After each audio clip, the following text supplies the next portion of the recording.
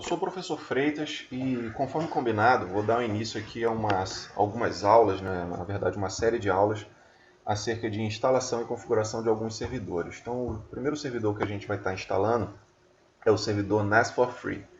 Né? E após essa instalação, talvez nessa videoaula ou numa próxima, vamos fazer uma configuração aqui de acesso remoto, utilizando o protocolo SSH, e vamos configurar também um servidor de arquivos. Perfeito? Então, para que a gente possa criar nosso servidor, vamos utilizar aqui uma máquina virtual. Né? O gerenciador de máquina virtual aqui, o VirtualBox. Mas é óbvio que você vai poder tranquilamente fazer isso aí no ambiente de uma máquina física. Um sistema computacional físico mesmo. Então, com o Oracle VirtualBox aberto, você clica aqui no menu novo para criar uma nova máquina virtual, que eu vou chamar aqui de NAS for Free. Deixa eu melhorar isso aqui. NAS for Free. Vai ser uma máquina do tipo BSD, porque o NAS for Free é BSD, e do tipo FreeBSD, 32 bits mesmo, ok? Então, vou colocar aqui que ele vai ter, sei lá, o interessante aí, dependendo da máquina que você estiver construindo virtual aí, vai depender muito da sua máquina física. Então, poxa, se você só tem 2 GB de RAM, então coloque lá 512 que ele vai rodar tranquilamente. No meu caso aqui tem uns 6 GB, então eu vou deixar um GB de RAM aqui sem problema, ok? Vou criar aqui um disco virtual nesse padrão, né? Uma extensão VDI. Ele vai ficar dinamicamente alocado, que é para eu poder transportar ele com facilidade, se eu quisesse, né? Nessa máquina virtual. Uma máquina virtual padrão, gente. Vou colocar um disco aqui de 10, apesar de que ele vai estar dinamicamente alocado, mas o máximo que ele vai crescer são 10 GB, ok? E criei a máquina virtual. A primeira providência que eu tenho que ter, as primeiras preocupações, né, seriam o seguinte: aqui em sistema, eu não tenho disquete, posso tirar, né? Eu aqui na minha placa de rede, eu não vou deixar padrão NAT, né, conectado a NAT. Eu vou deixar aqui, ó, placa em modo bridge. Isso é muito importante. Por quê? Porque quando eu vir a testar a minha máquina virtual através da minha máquina real, eu só vou ter acesso a essa minha máquina virtual se essa minha placa virtual estiver em modo bridge. Então, tá aqui. Ok? Agora, o que eu vou fazer? No armazenamento, eu vou incluir aqui, ó, um disco. Né? Na verdade, uma imagem aqui que vai estar na minha área de trabalho.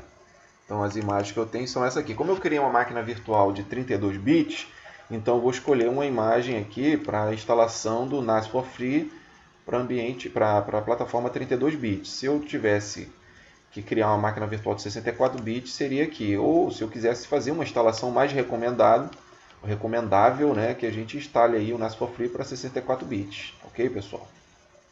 No caso aqui, vou instalar uma máquina virtual de 32 bits. Então, estou incluindo o meu CD virtual na bandeja e vou iniciar o meu sistema computacional virtual, minha máquina virtual.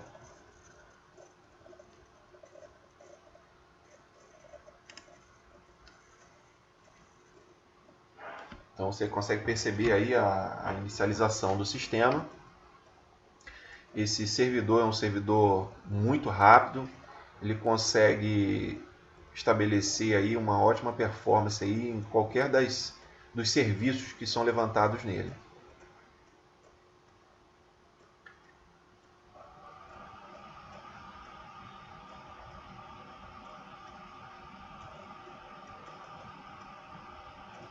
Uma outra versão aí de um sistema BSD também que é muito conhecido aí pelos usuários aí, que instalam servidores, é o FreeNAS, que é uma outra versão aí do BSD. Então nós temos aí o NAS for Free, o FreeNAS, você pode estar utilizando, eles são bem parecidos, né? A diferença aí é mais de usabilidade mesmo. Alguns entusiastas aí do FreeNAS acreditam que ele tem uma usabilidade melhor do que o NAS for Free.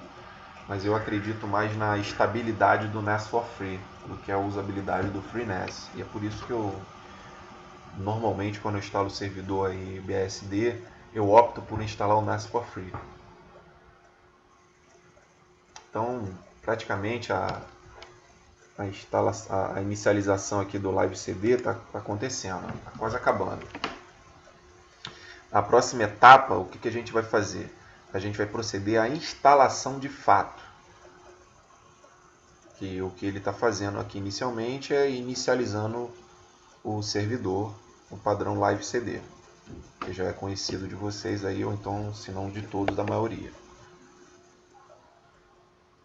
Ele está fazendo a atualização aí do rcconf, que é um arquivo muito importante de configuração aí dos servidores, tanto Linux quanto BSD. Está startando aí os serviços.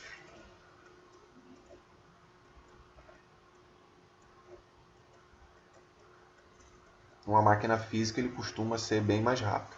Então, beleza, pessoal. Então, nesse momento aí você consegue perceber que ele já foi inicializado. Observem que o IP que foi atribuído é um IP padrão, quando você instala o NAS for Free, que é 192.168.1.250, que você vai poder mudar após a instalação ou agora se você quiser. No nosso caso, a gente já vai avançar e vai proceder à instalação dele propriamente dito, porque ele só está na RAM. Ele é um Live CD, então ele só está na RAM. Então nós vamos apertar a opção 9, né, e vamos prosseguir na instalação. Escolham aí o padrão de instalação que vocês quiserem. O recomendado é o GPT ou o MBR, mas o melhor seria o GPT aqui, normalmente é assim que eu faço, né? Dá um OK e vai começar a instalação. Escolham aí o CD, que no caso aí é a primeira opção, né? Prossigam. Aí o tamanho da partição mínima aí são 2.600 megabytes. Eu normalmente coloco aí a partição do CD aí para, sei lá, 3.000 ou 4.000, bota 5.000 aí. Que eu apertei sem querer aqui o teclado numérico e acabou indo seta voltando. Então volta aqui, né? Escolham essas opções. Aí você coloca a partição que vai ser do sistema. Para o HD é de 10 GB, então a partição do sistema, sei lá, você bote aí 5. É óbvio que você pode botar outro tamanho. O mínimo é 2.600, pessoal. A swap, a área de swap aí, é recomendável aí é de 1024, né, ou mais. Vai depender da tua necessidade, mas 1024 para a gente aqui vai resolver o nosso problema.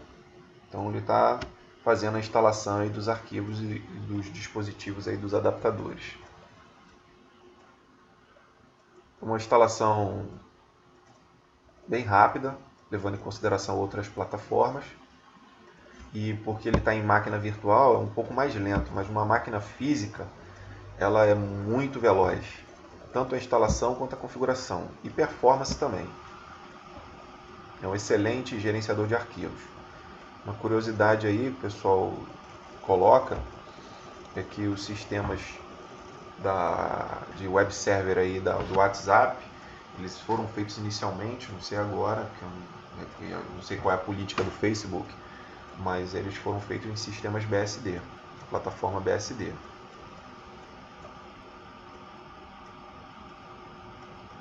Então está quase finalizando a instalação.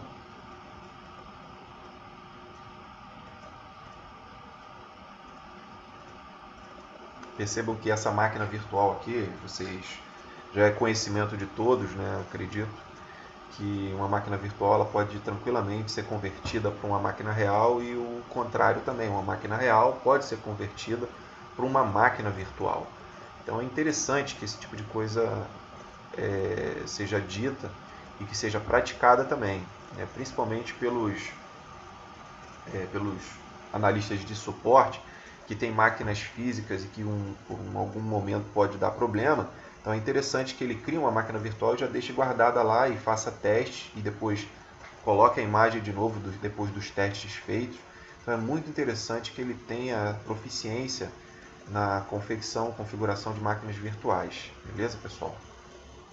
Então agora que já está instalado, a gente vai proceder às configurações. Inicialmente, percebam ali ó, que eu vou dar uma saída e no caso ali eu teria que reiniciar o meu servidor. Mas antes de reiniciar, é necessário, na verdade, que eu tire o CD da bandeja, porque senão ele vai simplesmente reiniciar fazendo tudo novamente. Então vou remover para ele não dar o boot pelo CD, pelo Live CD. Ele vai dar o boot pelo HD agora. Dou um OK, né? Venho aqui na minha máquina e vou dar um reboot no servidor, opção 7. Dou um Enter. Ele pergunta se realmente eu quero reiniciar o servidor.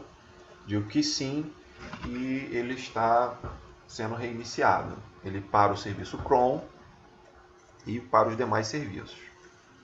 Daqui a pouco você vai perceber ó, que ele abre aquela tela inicial e começa a iniciar aí o servidor pelo HD. Repara até que ele tem uma performance um pouco maior, que agora ele não está no CD, não é um Live CD, agora é a instalação do HD virtual.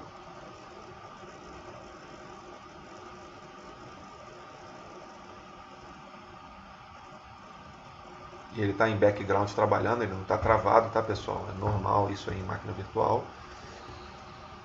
E daqui a pouco o serviço já vai estar levantado. Aí a gente vai partir para as demais configurações iniciais. Eu vou inicialmente fazer essa videoaula aí, acabei de decidir agora, somente da instalação e configuração aí de alguns serviços. Depois a gente vai partir para a configuração do servidor de arquivo em si. Então a primeira aula é instalação, depois a gente vai partir para configurações do servidor de arquivo. Beleza?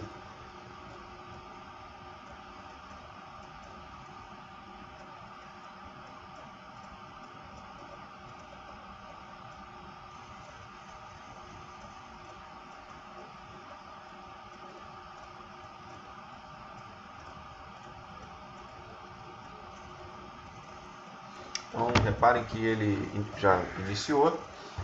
Observem agora que ele tem um conjunto maior de opções. Antes ele tinha poucas opções em relação a essa gama de opções que nós temos agora. Né? Então a primeira coisa que eu quero fazer é modificar o IP do meu servidor. Por quê? Porque eu tenho um IP aqui que eu vou descobrir daqui a pouco qual é. Então esse IP eu vou precisar estar modificando. Beleza? Só um instantinho, pessoal. Tive que dar uma pausa aqui porque acabaram me chamando. Então vamos dar prosseguimento aqui. Então percebam que o IP aqui está na faixa aqui da rede 192.168.1.0, nessa rede. Então a gente vai ter que colocar numa faixa aqui nossa. Então qual seria? Então a primeira opção que eu vou fazer aqui é configurar a interface de rede, opção 1. Então vou escolher aqui qual a interface, que é essa primeira, né? Vou proceder à configuração. Ele pede para ficar aguardando um tempo aí para fazer a detecção. A configuração das bibliotecas aí, né? Aí agora eu posso partir para a opção número 2, que é o que? Configuração do endereço da placa de rede. Então, vamos lá. Pergunta inicialmente se eu quero usar um DHCP. Se você está querendo fazer apenas um teste, você pode estabelecer um DHCP se você não tiver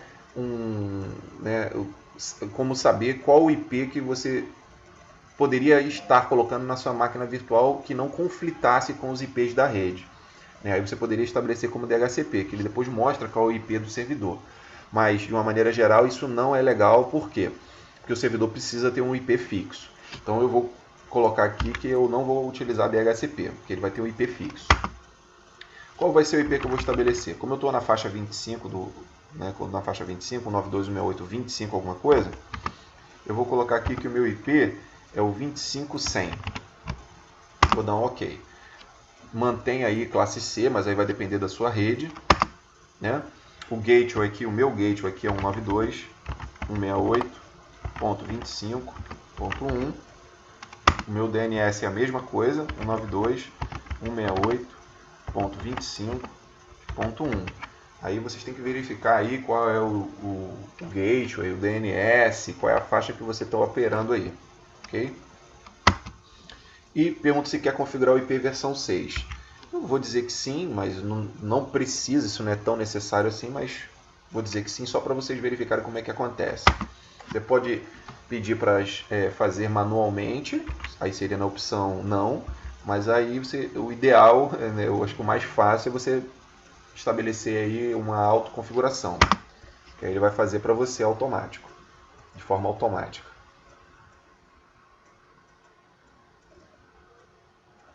Aí após essa configuração você vai ver que o seu servidor, né, está praticamente pronto aí para estar operando.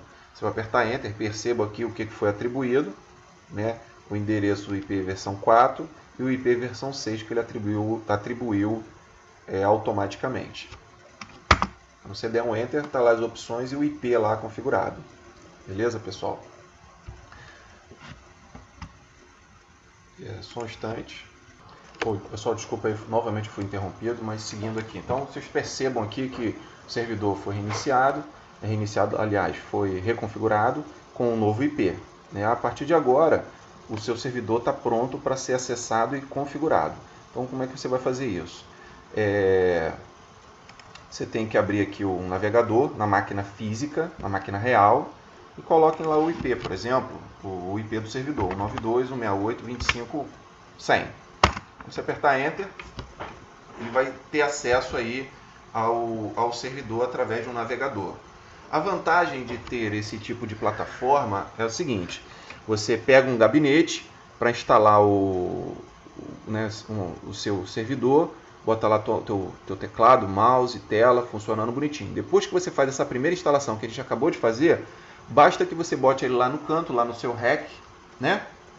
Com o cabo de energia, o cabo da placa de rede. Não precisa botar teclado, mouse, monitor, não tem que botar nada. Só bota isso que ele vai funcionar normalmente. O usuário e senha padrão do NAS for Free, assim que você inicia ele, que você está começando, é o admin, o usuário, e a senha é o nome do servidor, que está escrito aí em cima, ó, tudo minúsculo, ó, NAS for Free. A partir de agora, você tem acesso ao painel de configurações aqui, ó, interface de configuração do servidor. Percebam que olha aqui a quantidade de serviços que você pode estar trabalhando. Ok, você pode criar um REST, pode criar um servidor de arquivo, que é o que a gente vai fazer. Na aula de hoje a gente só vai criar aqui vai habilitar aqui o SSH para acesso remoto, beleza, pessoal? Mas ó, você pode estar criando um torrent, um web server e um dynamic DNS, né? Onde está? Está aqui, ó, né? Então, aqui, ó, vamos fazer uma configuração geral aqui e vamos mudar aqui, por exemplo, você pode mudar aqui o idioma, botar português Brasil, né? Você pode estar definindo aqui um nome para o teu servidor, para o hostname aqui, vou botar aqui, por exemplo, Tor, né? Servidor Tor. É um bom nome. Não, eu vou mudar aqui, vou botar Jarvis, em homenagem ao computador do Homem de Ferro, né? Vou fazer uma brincadeira aqui. Pode estar mudando a senha, pode não. É necessário você mudar a senha, tá, pessoal? O servidor com o nome NAS for Free, pelo amor de Deus, todo mundo já sabe, né? Então você vai botar a senha NAS for Free aqui, que é a corrente, e vai mudar para o nome, a senha que você acha que tem mais força aí, ok?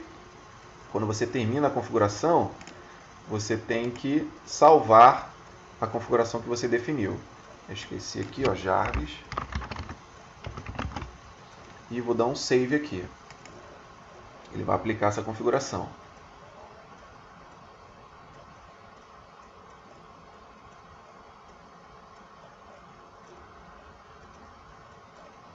Conforme eu havia dito, vamos aproveitar e vamos habilitar, ativar o serviço de SSH, do protocolo SSH para acesso remoto. Então eu habilito aqui, tá vendo? Habilito e basta, aqui ó, se eu quiser que o root faça acesso, eu tenho que marcar essa opção, permitir que o root faça acesso remoto. E vou dar um save restart. Não é a melhor política de segurança não, né? Mas tendo em vista a aplicação que a gente vai ter, é o suficiente a gente ter esse tipo de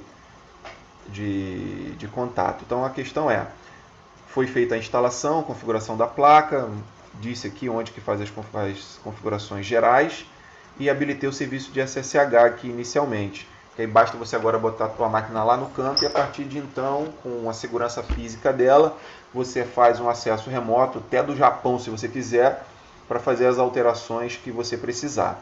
Só a nível de curiosidade, o serviço que foi levantado aqui tem a listagem, serviços que ainda não foram levantados e o serviço que foi levantado aqui de SSH.